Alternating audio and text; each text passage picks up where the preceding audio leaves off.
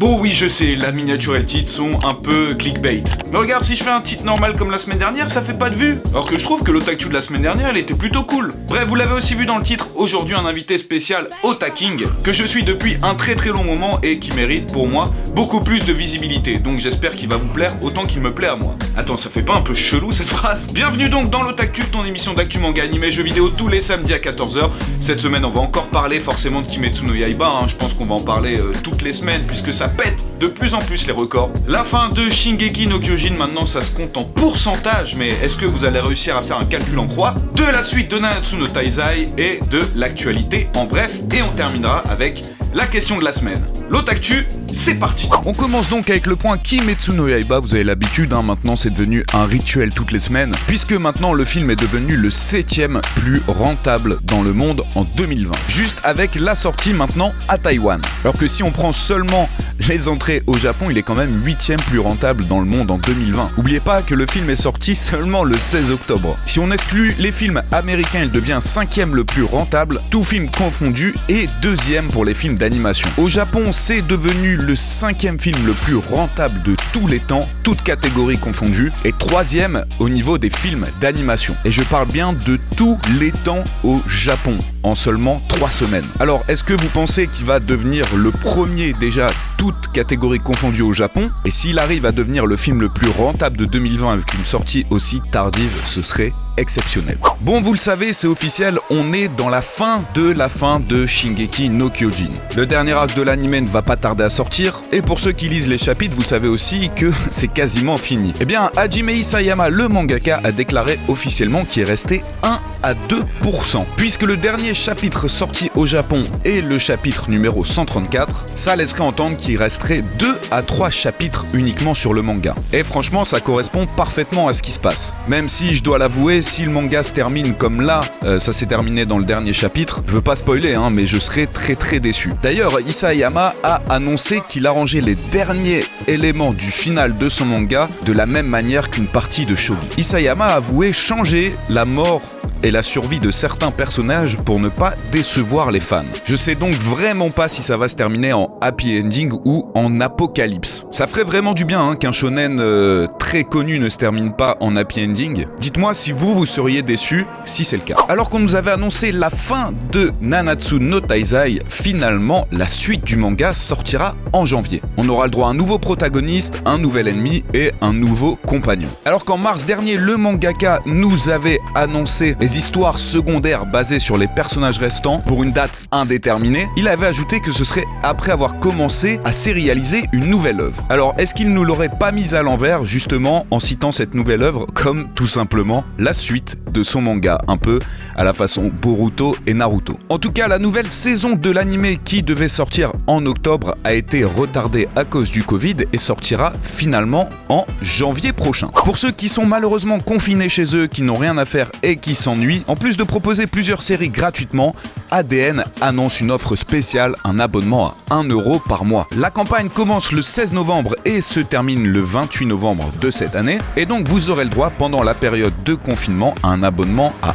1€ par mois au lieu de 7€. Alors je vous rappelle quand même très vite fait ce que vous pouvez trouver sur ADN, et pour ce prix là franchement c'est donné. Vous pouvez trouver actuellement en simulcast les épisodes de One Piece, de Boruto, de Digimon ou de Fire Force, ou alors si ce n'est pas déjà fait, vous matez les 3 premières saisons de My Hero Academia, Bleach, Naruto, Détective Conan, Fairy Tail ou encore et surtout JoJo's Bizarre Adventure. Here comes a new challenger!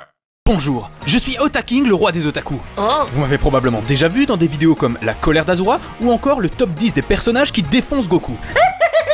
Mais vous fumez, monsieur. Lucas m'a demandé de vous lister 5 bonnes raisons de jouer à Genshin Impact. Ça tombe bien, j'y ai joué, alors voici un petit top de tout ce que j'ai trouvé stylé dans le jeu. Faites-moi confiance, je suis un bel homme.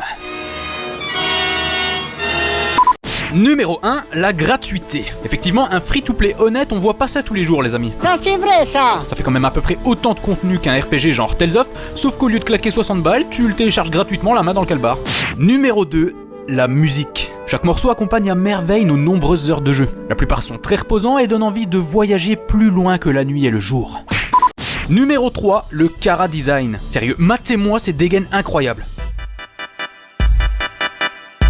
Toi là-bas là, je veux même pas savoir comment tu t'appelles, tu pues la classe. Je m'appelle Tartaglia. Ah Ah merde. Numéro 4, la baston. C'est toujours un plaisir de dézinguer tout ce qui bouge, et en particulier avec ce système de combo élémentaire. C'est vraiment une bonne idée de gameplay parce que entre 45 000 coups d'épée, on sait faire des explosions électriques et des tornades de flammes. Et enfin, numéro 5, la narration. Ok, le scénario casse pas trois pattes à un canard, mais la mise en scène défonce. Elle est toujours ultra spectaculaire et les cinématiques c'est du Naruto, putain. Regarde-moi ça, comment ça tabasse. Voilà, mon Kamehameha est terminé, mais juste une dernière petite anecdote. Je suis tombé sur la vidéo d'un gars, il a fait un top 10 des meilleurs cuisses de Genshin Impact. Et il s'est quand même tapé presque 100 000 vues en un mois. Putain. Alors si toi aussi tu aimes les cuisses, ne fais pas de top là-dessus. Vraiment ? Non, ne le faites pas. Merci à toi Otaking pour ce petit top 5. Sachez qu'il a fait une vidéo test complète sur Genshin Impact. Allez checker sa chaîne, ça parle de manga, animation, jeux vidéo. C'est vraiment pour moi une des pépites du YouTube game. En bref, un nouveau DLC pour le jeu Dragon Ball Z Kakarot qui sortira le 17 novembre. Celui-ci mettra en scène Goku, SSJ God, Vegeta SSJ God et Golden Frieza. D'ailleurs, en parlant de Namco Bandai, leur jeu mobile Saint Seiya Shining Soldier s'arrêtera en janvier prochain. Le jeu aura donc vécu moins d'un an. Si vous avez mis de l'argent, bah rip pour vous, hein. Aïe aïe aïe, le jour où ils vont faire ça sur Dokkan Battle, je pense que ça va pleurer des larmes de sang. Masanori Morita, mangaka de Rookies ou encore Rakai Blue, a annoncé l'arrivée d'une nouvelle sérialisation. Il a fini le manuscrit de son premier chapitre, donc on attend l'annonce officielle du manga avec le synopsis. Ce sera très certainement encore un manga de type Furio. D'ailleurs, la semaine dernière, on a parlé de Bakuan Reto. Je vous invite à aller regarder l'Otaktu si vous n'avez pas vu. Le mangaka de Toriko va sortir un nouveau manga dans le Weekly Shonen Jump à partir du 16 novembre. Intitulé Build King, c'est un combat d'architecture, me demandez pas ce que c'est, j'en sais rien. Mais pour ceux qui s'y intéressent, un one-shot était sorti en avril 2018, finalement annoncé pour décembre 2017, repoussé à mi-2018, repoussé ensuite en 2019, repoussé encore en août 2019, Shenmue 3 arrivera finalement le 19 novembre sur Steam. Bon, est-ce qu'il y a encore des gens qui attendaient après ce jeu ? Je pense autant de personnes qui attendent le retour de Méga Chapon sur ma chaîne YouTube. Alors, la semaine dernière, je vous avais demandé quels étaient pour vous les meilleurs mangas et animés apocalyptiques. Alors bien sûr, hein, j'ai eu beaucoup de Shingeki no Kyojin, mais ça ne compte pas puisque c'est beaucoup trop connu. Il faut qu'on essaye de trouver des trucs plus originaux, les amis. Voilà, Yin Fear par exemple, qui nous parle de Tokyo Magnitude 8.0, un manga, une œuvre en tout cas, trop méconnue pour lui. Il nous dit que les personnages sont tellement bien écrits que si tu ne pleures pas à la fin, tu as un cœur de pierre. Zetman du 75 qui nous propose Okutonoken. Et c'est vrai que bon, même si l'animé a plutôt mal vieilli, le manga reste toujours aussi incroyable. Kenshiro qui vit dans un monde un petit peu sans loi, et où la loi du plus fort, est la loi de la survie en quelque sorte. Amadeo qui nous propose Evangelion, ou encore Gantz en manga. Alors pour Gantz, je ne pourrais pas dire. Pour Evangelion, c'est vrai que voir des anges descendre du ciel qui font 50 mètres de hauteur en forme géométrique, qui lancent des rayons laser et qui rasent toute la ville, moi j'avoue que ça peut être considéré comme apocalyptique. Ou encore Julien qui nous propose Devilman. Alors là je vois où il veut en venir, hein. Ce n'est pas l'apocalypse avec un monde dévasté, des monstres qui arrivent, etc. Mais en quelque sorte la fin de l'humanité. Et sur ça c'est très très profond.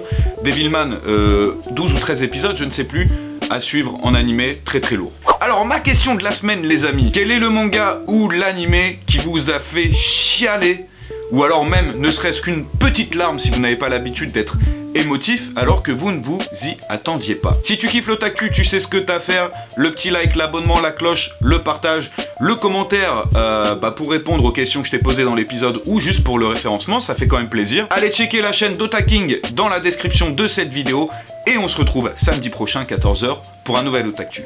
Tchana!